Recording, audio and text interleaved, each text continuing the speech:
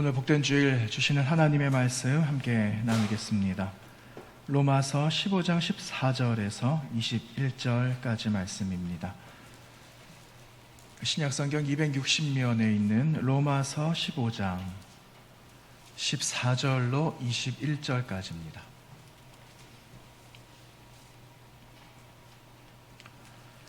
찾으셨으면 우리 한 절씩 함께 교독하겠습니다. 내 형제들아, 너희가 스스로 선함이 가득하고 모든 지식이 차서 능히 서로 권하는 자임을 나도 확신하노라.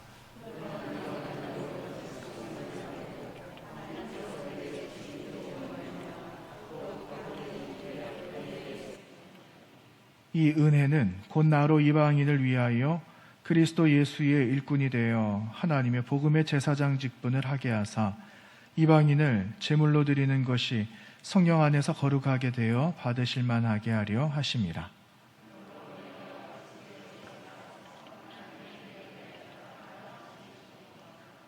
그리스도께서 이방인들을 순종하게 하기 위하여 나를 통하여 역사하신 것 외에는 내가 감히 말하지 아니하노라. 그 일은 말과 행위로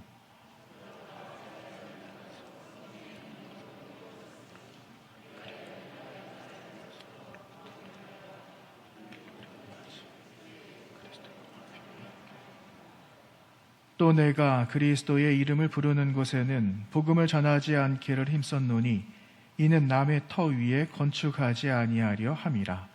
기록된 바 주의 소식을 받지 못한 자들이 볼 것이요 듣지 못한 자들이 깨달으리라 함과 같으니라. 아멘. 쉬운 찬양대 찬양 올리시겠습니다.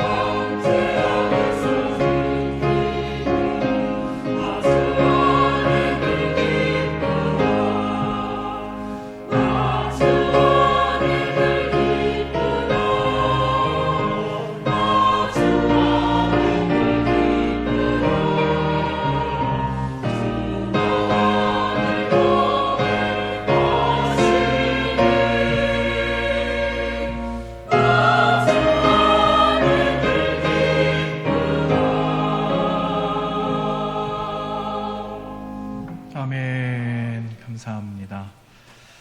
이제 명절이 이제 내일부터 시작이 되어집니다.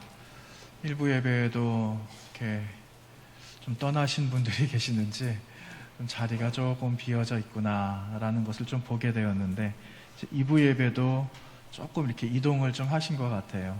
이제 모쪼록 가족들하고 2차 백신까지 다 맞으셔서 또 이렇게 기대하는 마음으로 만나시는 가족들도 있으시겠죠. 건강하게 또 만나시고 가족들 안에 화목함으로 보내시는 풍성한 한가위 되시기를 바랍니다.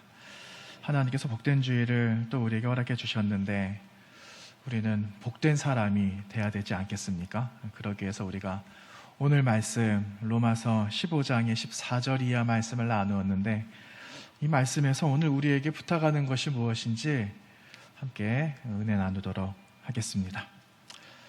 미국의 그 언론인 가운데 이미 돌아가셨어요. 그런데 폴 합이라는 분이 계십니다.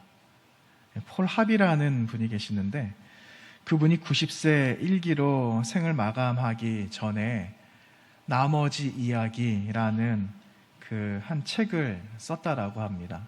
그러면서 그 나머지 이야기에서 한 분의 의사를 소개를 하죠. 그런데 그 의사 선생님의 이름은 에반 케인이라는 그런 분이셨답니다.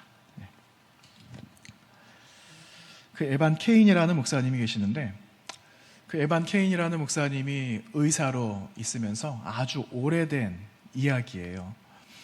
의학 기술이 많이 발달하기 전에, 여러분 보통 우리가 이제 수술을 하게 되면 마취를 하잖아요. 그런데 아주 오래전에는 지금처럼 필요하면 국소 마취를 하지만, 아주 오래전에는 그냥 다 전신 마취를 했다라는 거예요. 그런데 그 전신 마취에 대한 강한 거부감을 가지고 있어서 전신 마취를 하지 않아도 국소 마취만으로도 이거 가능할 텐데, 내가 이걸 한번 주장을 한번 내봐야 되겠다, 밝혀봐야 되겠다, 이렇게 생각을 한 겁니다. 그래서 주변에 있는 환자들을 설득하는 거죠.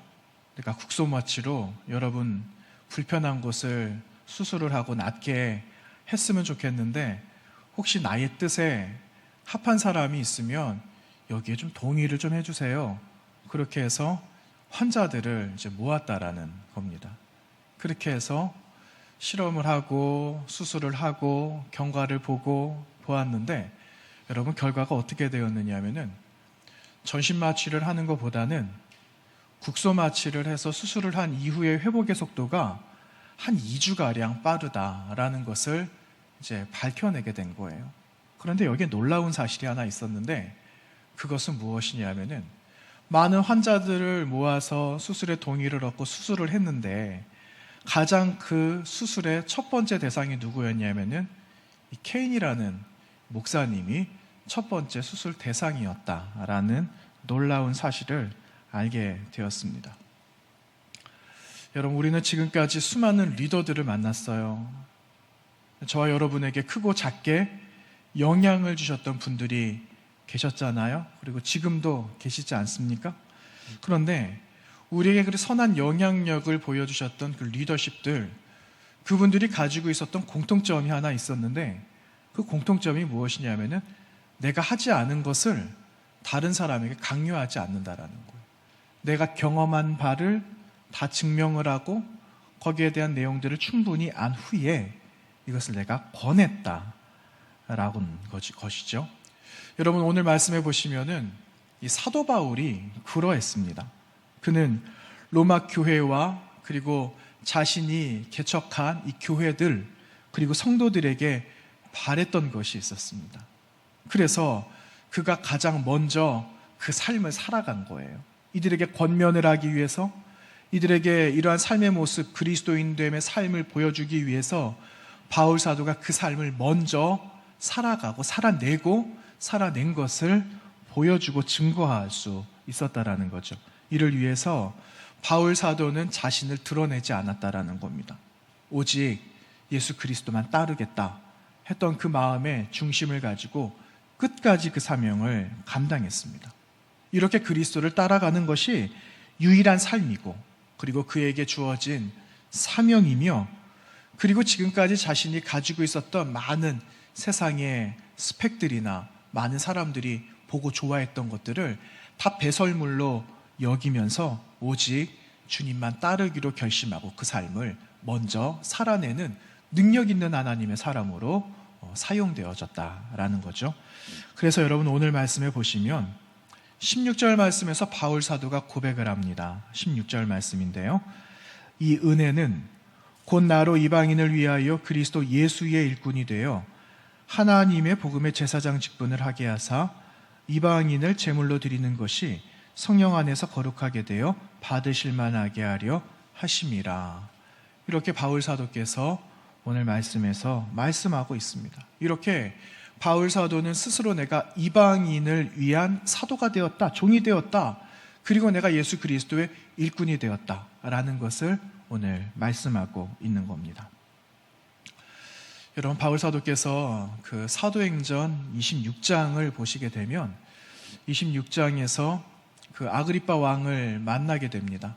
그런데 아그리빠 왕을 그냥 이렇게 편하게 만나는 게 아니라 그 왕 앞에 신문을 받게 되는 거예요. 체포가 된 상황, 죄인이 된 상황이죠. 그렇게 해서 아그리빠 왕 앞에 서게 되는데 그가 예루살렘에서 복음을 전하거든요. 바울 사도가 복음을 전하다가 그 일 때문에 이제 잡히게 된 거예요. 그래서 아그리빠 왕에게 자신을 변론하는 거죠. 자신 스스로가 변호하는 겁니다. 그런데 그 변론의 중심, 변론의 핵심은 무엇이냐면 바로 예수 그리스도에 관한 이야기였다라는 겁니다. 그가 예수 그리스도를 만났습니다. 그리고 그가 예수 그리스도를 어떻게 영접하게 되었는지, 만나게 되었는지를 아그리빠 왕에게 말을 하고, 그가 예수 그리스도를 만남으로 인해서 나는 이러한 사람이 되었다라는 것을 밝히고 있었다라는 거죠. 그러면서 사도행전 26장 16절 말씀에서 바울 사도께서 이렇게 아그리빠 왕 앞에 이렇게 말합니다.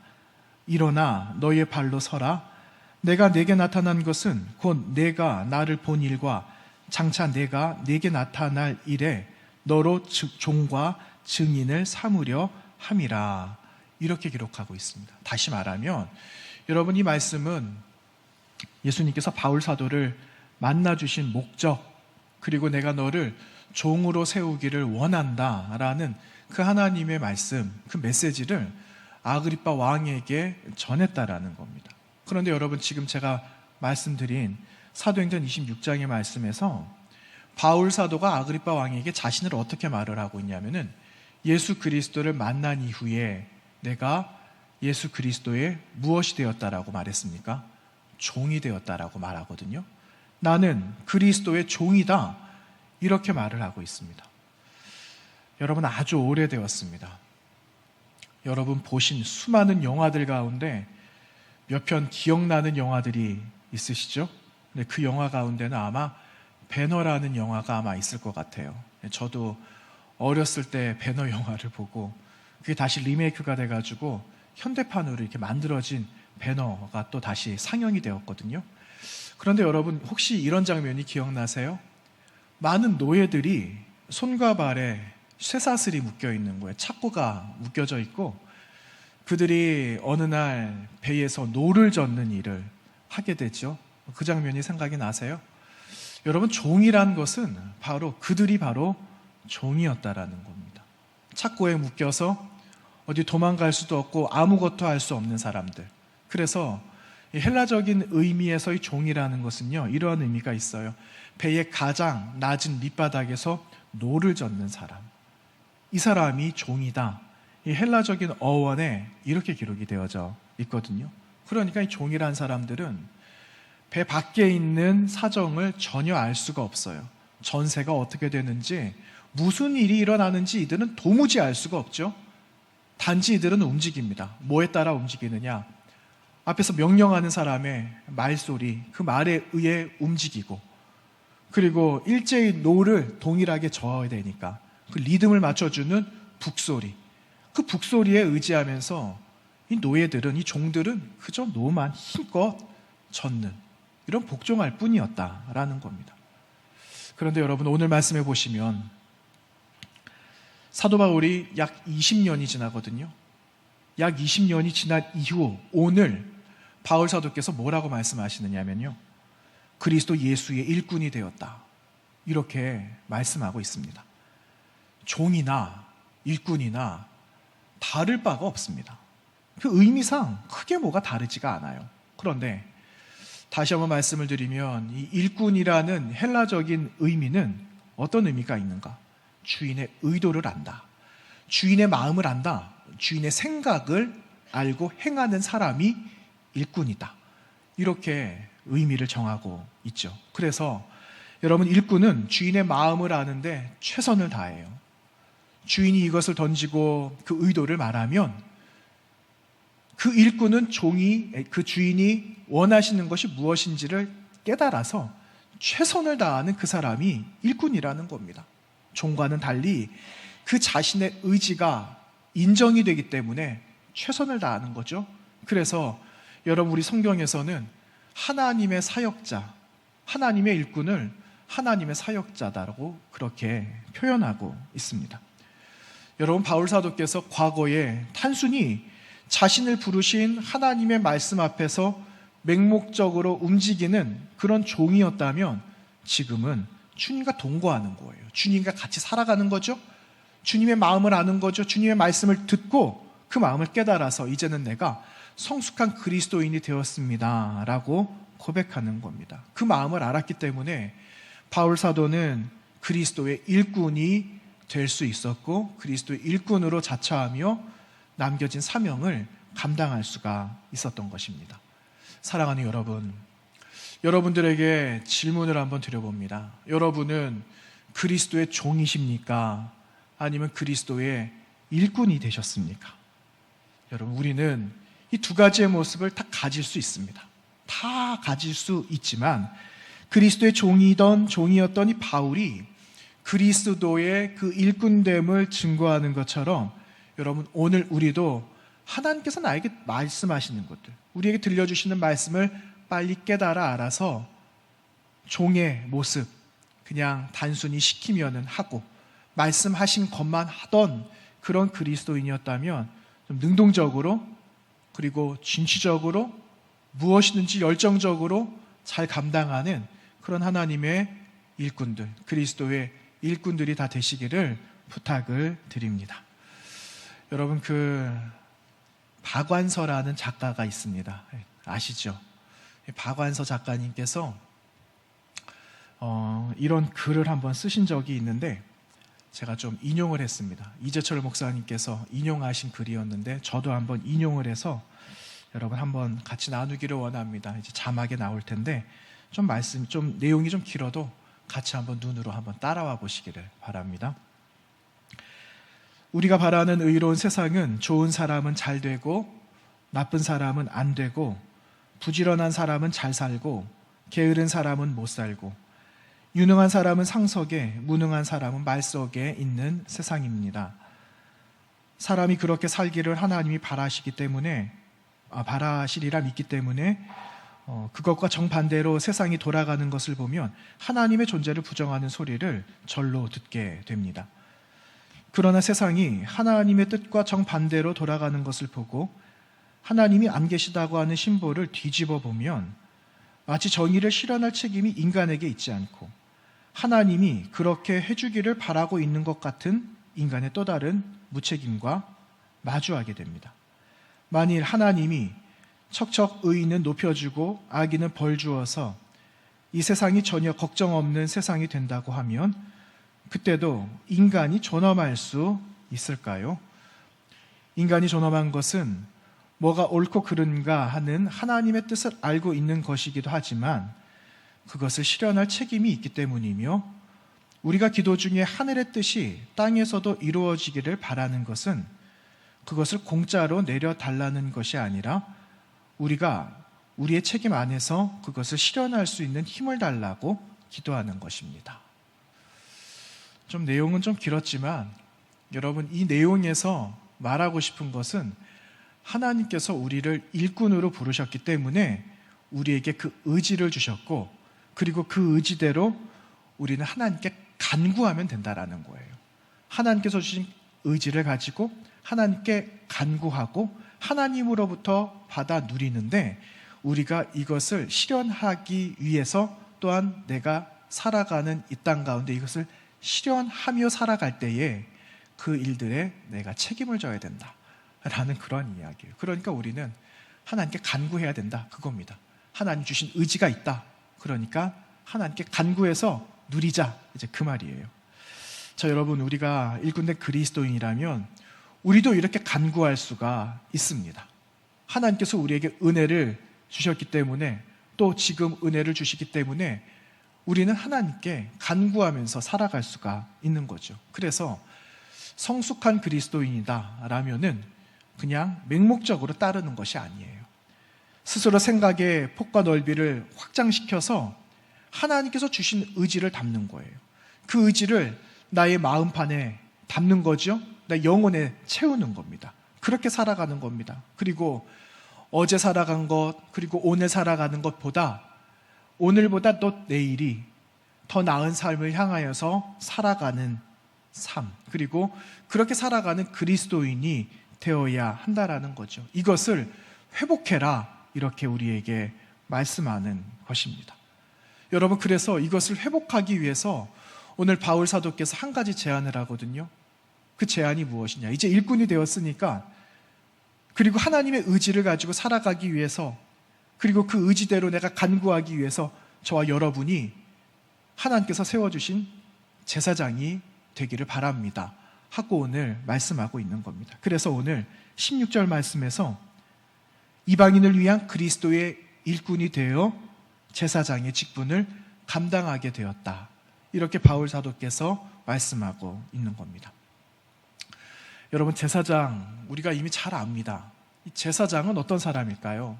이 제사장은 이미 구약시대에도 있었고, 그리고 신약시대에도 제사장들이 있었어요. 그런데 그 역할들이 완전히 이제 달라지게 된 겁니다. 구약시대에 이 제사장들의 역할이 무엇이었습니까? 백성들이 죄의 짐을 가지고 나오면 중보자적인 역할들을 하지 않습니까? 사람이 지은, 내가 지은 이 죄를 동물들에게 전가시켜서 동물이 대신 나를 위해 희생을 당하는 거예요. 그것의 중재적인 역할을 제사장이 했죠. 그리고 대제사장은 1년에 단 한 번씩 대속죄일날 백성의 모든 아픔들과 하나님께 고할 것을 가지고 이 진보다리를 들고 하나님 앞에 더 가까이 나아가는 겁니다. 그런데 이후에 어떻게 됩니까? 지금도 이게 이어지고 있습니까? 그렇지 않잖아요. 이것이 예수 그리스도께서 저와 여러분의 대속의 제물이 되신 이후에는 여러분 이렇게 하지 않아도 되었다라는 겁니다. 예수 그리스도께서 대제사장적인 직분을 가지시고 우리를 대신해 주셨기 때문에 그것을 믿고 나아가는 모든 사람들마다 어떻게 되었다고요? 우리도 제사장이 되었다라는 것을 말씀하고 있습니다. 그런데 여러분, 우리가 과연 그 제사장의 직분을 감당할 수 있겠습니까?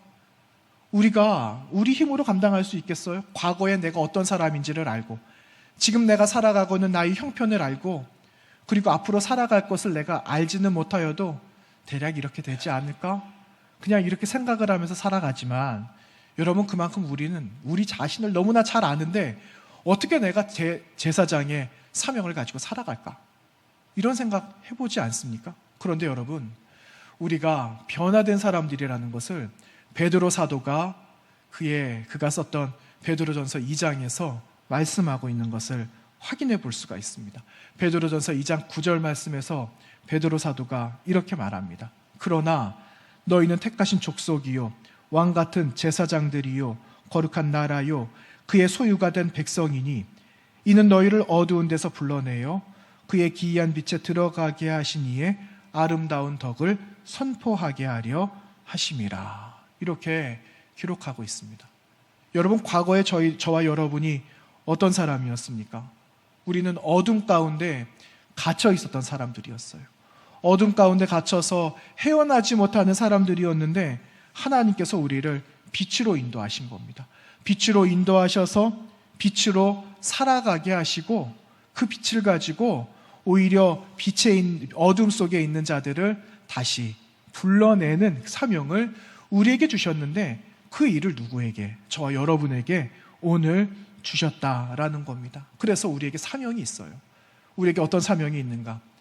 이 땅을 살아가는 동안에 바울 사도께서 먼저 로마 교회와 주변의 많은 교회들에게 먼저 나아가서 복음을 전하셨던 것처럼 이제 우리에게 남겨져 있는 사명은 복음을 전하는 사명이에요. 그리스도를 말하는 사명이에요. 내가 받은 은혜를 함께 나누는 사명이에요. 그 사명을 전하고 감당해라 하는 것이 오늘 우리에게 부탁하시는 하나님의 말씀입니다. 그래서 여러분, 우리가 이 일을 잘 감당해야 되겠습니다. 로마서 이제 다 끝나가고 있거든요. 그런데 로마서 사실은 15장이 모든 내용이 이제 맞춰지고 정리가 되는 이 장이 15장이에요. 그런데 여러 가지 다 말씀을 드릴 수 있지만 궁극적으로 15장에서 우리에게 부탁하는 건 저와 여러분이 그리스도의 일꾼이 되어져서 하나님께 물어보고 그분이 주시는 마음을 가지고 예수를 말하는 것. 그 삶이 우리가 감당해야 되는 일입니다 라는 것으로 압축할 수가 있는 겁니다. 그 삶을 바울 사도께서 먼저 살아가시고 살아가게 우리에게 권면하고 있는 거죠. 어떤 교회에서 여러분 우리가 이 말씀을 들었으니까 이 말씀대로 한번 살아가 보면 어떻겠습니까? 하고 한번 실험을 한번 해보기로 했답니다. 그래서 사람 4사람을 세웠대요. 그런데 그 4사람에게 각각의 역할을 주거든요. 그런데 첫 번째 사람에게는 어떤 역할을 주게 되냐면은 인도하는 역할을 주었습니다. 당신 들었으니까, 그리고 그 임무를 받았으니까 세상에서 이 말씀, 당신 들은 말씀을 한번 전해보세요. 이런 역할, 이런 임무를 받았답니다. 그리고 두 번째 사람은 그 사람이 오면 그 사람을 한번 가르쳐 보십시오 하는 가르치는 역할을 주었대요. 그리고 세 번째, 그 사람이 왔으니 이제 또 섬겨야 되지 않겠습니까? 그 사람을 잘 섬길 수 있도록 최선을 다해 한번 봉사해 보십시오. 그래서 봉사의 역할을 주었답니다. 그리고 마지막 4번째에 있는 사람에게는 이를 위해서 기도해 주세요. 중보적인 역할을 맡겼다는 거죠. 여러분 4가지의 역할을 다 받았는데 여러분 어떤 역할이 가장 힘들었겠습니까? 다 힘든 거예요. 4가지의 모든 역할이 어떤 거는 경하고 어떤 건 중하고 그게 아니라 모든 역할들은 다 어려운 거예요. 그런데 말씀을 들었으니까 내가 들은 말씀을 세상에서 믿지 않는 사람에게 그대로 한번 전하세요 라고 하는 처음 가진 그 부담은 너무너무 부담이 될 것 같다라는 거죠. 여러분 우리가 이제 명절이 시작되잖아요. 그런데 명절이 시작이 되는데 명절 전에 어떤 분들 저에게 기도 부탁하시는 분들이 과거에 있었습니다. 과거에 어떤 부탁이냐면은 이제 식구들이 만나면 서로 종교들이 달라요. 그러면은 어떤 분들은 제사를 지내야 된다. 이제 그 문제가 가장 큰 거죠. 그러니까 갈등이 있어요. 그러니까 너희는 이번에 오지 마라. 서로 불편한 거예요. 그런데 제가 이번에도 가서 식구들을 만나서 다른 믿지 않는 가족들은 제사를 지내고 그런 일들을, 그 시간들을 보낼 텐데 거기에서 오는 갈등이 생기지 않도록, 그리고 내 안에 하나님께서 역사해 주셔서 그들에게도 내가 복음을 전할 수 있는 용기가 있게 해달라고 목사님 같이 기도해 주세요. 이렇게 기도 부탁하시는 분들이 과거에 좀 있으셨거든요. 그리고 나서 명절 지나서 만나게 되잖아요. 그럼 제가 확인을 합니다. 집사님 어떻게 되셨어요? 권사님 어떤 일이 있으셨어요? 어렵지 않으셨어요? 이렇게 물어볼 때 있거든요. 그러면은 이번에 승리했습니다. 이렇게 말씀해 주시는 분들이 제법 있으셨어요. 자, 여러분 우리가 사실은 말씀을 들은 것을 세상에 전한다라는 건 너무 어려운 일이에요. 사실은 저도 부담이 돼요. 여러분하고 나누는 거는 그렇게 부담이 안 돼요. 다 아는 내용이니까. 같은 공통적인 생각이나 문화들이 있으니까 괜찮아요. 그런데 당장에 교회 문 밖에 나가서 여러분 여기 앞에 차 지나다니는 곳에 똑같이 저에게 말씀을 한번 해봐라 그러면 부담이 안 되겠습니까? 부담이 되죠. 그런데 그 부담 가지는 그 마음에 하나님께서 역사하신다라는 거예요. 하나님께서 역사를 하시는데 놀라운 일들을 보여주셨다라는 거예요. 이 말은 내가 하는 것이 아니다라는 거예요. 하나님께서 하신다라는 거예요. 하나님께서 하시고 역사하시고 하나님께서 보여주신다라는 거죠. 그 결과를 보니까 처음에는 좀 마음이 삐뚤 마음으로 그 말을 받아들여요. 그런데 그 말이, 들려오는 말이 마음에 새겨지고 잊혀지지 않고 떠오르고 이러니까, 그래, 나도 한번 나가볼까? 그래, 그동안 너무 내가 하나님을 등한시했지, 예배를 등한시했지, 다시 나가야 되겠다, 이런 생각들이 드니까 삶이, 생활의 패턴이, 우선순위가 바뀌더라는 겁니다. 그래서 여러분, 우리가 안 전할 수가 없어요. 전해야 됩니다. 내가 전한들 과연 이런 일이 있을까? 우리는 믿음이 있다라고 말하지만 한편으로는 믿음 없는 그런 표를 낼 때가 있어요. 그렇지만 내가 하는 것이 아니잖아요. 내가 하는 것이 아니라 하나님께서 하신다라는 것을 우리는 반드시 믿는 겁니다. 그 믿음을 꺾지 않는 거예요. 우리는 밀고 나가는 겁니다. 그러면 하나님께서 우리를 거룩한 하나님의 일꾼 되게 하신 주님의 능력으로 우리가 하늘과 이 땅을 연결하는 거룩한 제사장으로 사용되게 하신다라는 것입니다. 그래서 여러분, 우리도 결단해야 되는 거예요. 하나님, 오늘 이 말씀을 들었는데, 우리가 그리스도의 일꾼이 되었는데, 일꾼됨을 구체적으로 나타내기 위해서 내가 제사장이 되었다라고 베드로 사도 말했는데, 하나님, 저도 베드로 사도가 고백하는 것처럼 어둠에서 우리를 불러내서 빛으로 들어가게 하셔서 제사장이 되게 하신 것처럼 나도 그 일 감당하도록 하나님 나를 사용해 주십시오 하는 그러한 결단이 우리에게 있기를 원하는 것입니다. 사랑하는 여러분, 이제 말씀을 좀 정리를 하려고 합니다. 바울 사도가 사실은 그리스도의 일꾼이 되었다라고 고백은 합니다. 그리고 과거에는 내가 그리스도의 종이라고 말을 했어요. 그래서 사실은 이게 쉽지 않았다라는 겁니다. 여러분, 오늘 말씀 다시 한번 볼까요? 15절 말씀 보시면 15절 하반절에 이렇게 기록하고 있습니다. 하나님께서 내게 주신 은혜로 말미암아 더욱 담대히 대략 너희에게 썼다, 이렇게 말을 하고 있어요. 그러니까 이 말은 바울 사도께서 손으로 글씨를 써서 더디오라는 사람을 통하여 쓰게 하고 베베라는 사람을 통하여 전달을 하게 했는데, 사실은 그 과정이 사실 자기에게 너무나 큰 부담이었다라는 그 이야기예요. 쉽게 내가 이 글을 쓴 것이 아닙니다라는 그 이야기예요. 그런데 여러분, 그 이후에 보시면 그 결과가 1500년 동안에 로마의 그 교회가 세계의 중심으로 하나님께서 사용하고 계신 그 흔적을 보게 되거든요. 여러분, 우리는 완벽하지가 않아요. 내가 할 수 있는 것들이 없어요. 그러나 하나님은 약한 자를 들어서 사용하시고 연약한 자를 통해 강한 자를 부끄럽게 하실 만큼 하나님의 능력이 우리에게 임하면, 여러분, 우리는 하나님께 아름답게 쓰여지기를 원하는 그 한 가지의 마음이 변하지 않는다면 하나님은 놀라운 역사를 그분의 일꾼들을 통하여서 일하신다라는 것을 우리는 기억해야 되는 겁니다. 그래서 여러분, 이번 한 주간도 살아가시지 않습니까? 특별히 명절을 보내면서 친지들을 만날 때 여러분 어디에 계시든지 예수 그리스도를 말씀하시기를 바랍니다. 예수 그리스도를 선포하시기를 바랍니다.